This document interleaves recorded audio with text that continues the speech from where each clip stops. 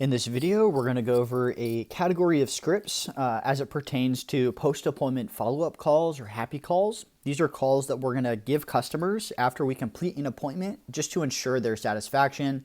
The purpose of these calls ultimately is to ensure their satisfaction, as I just said, but by doing that, that's increasing the longevity of that customer. You know, that person, if they're satisfied, if we follow up, we confirm that they're satisfied, that person is more likely in the future to hire us for the same service or a different service or for a longer period of time. In short, they become a more valuable customer, largely because they feel appreciated. We followed up to ensure they're happy, and that speaks volumes for our customer service skills. So that's the purpose of these calls, largely to increase the longevity of that customer.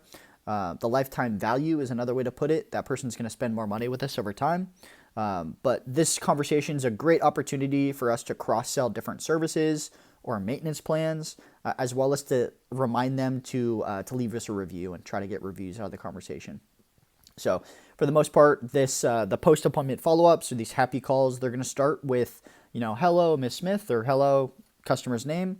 It is your name. It is Chris from Student Services. Your technician, blank, Jorge or Chris or whoever was out on that appointment, go check it on the calendar, was out on Tuesday or whatever that date was that we completed that appointment to do blank service, to do gutter cleaning or window cleaning or move a chair for you or whatever it was.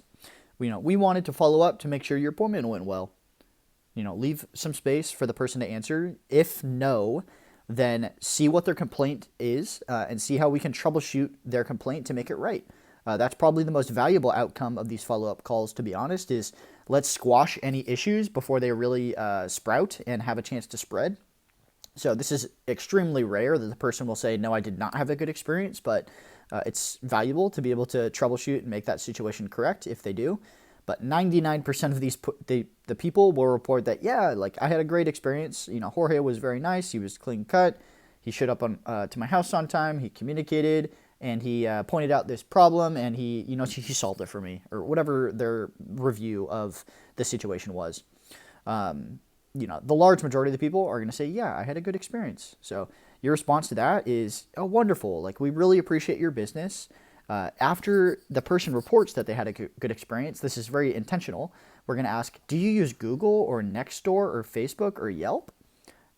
Because nothing helps our business more than leaving a review, depending on what their answer is. If they say, yes, I do use Google or Nextdoor or Facebook or Yelp. Great, like nothing helps our business more than leaving a review. Just click the link that we emailed to you with the receipt. Or if you lost that, we can send you a text or email with those links again. But just click that link. It'll bring you right to the page, so you're 2 clicks away from leaving us a review at that point. And nothing helps our business more, so we'd really appreciate it. And we make it as easy as possible. So just click the link, it'll bring you right to the page.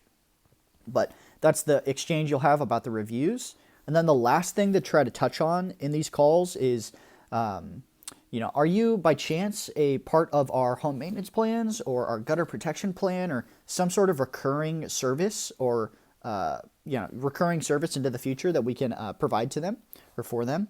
We would love to earn the right to take care of whatever service they hired us for gutter cleaning, or window cleaning, or solar panel cleaning, or Christmas lights, and largely the response, the next line after, we would love to earn the right to take care of whatever service they hired us for, to ensure your gutters are clean all year long, or to ensure your windows are clean all year long, or to ensure your solar panels are clean all year long, or to ensure, your Christmas lights can be hung without you having to worry about it, or whatever, justifiable response you can give in that series, that conversation. But to overview this again, for post-appointment follow-ups, happy calls is another way we'll call them sometimes.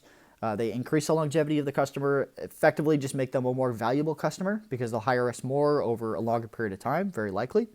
We're going to cross-sell different services or maintenance plans during these conversations, and we're going to try to get reviews. So first thing, we're going to greet the person.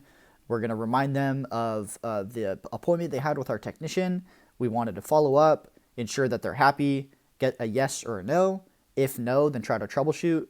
If yes, then wonderful. Try to get a review out of that conversation by reminding them that they can click the Google or Nextdoor or Facebook or Yelp review links that they were emailed or texted. Nothing helps our business more. And then lastly, by chance, if they are find out if they are by chance a part of our home maintenance plans or gutter protection plan or some sort of recurring revenue that we recurring service that we could sell them or provide for them. So inform them about that and try to make it as easy as possible for them to sign up. Very likely we sent them a maintenance plan quote already, so they can check their email and you can kind of talk through that with them.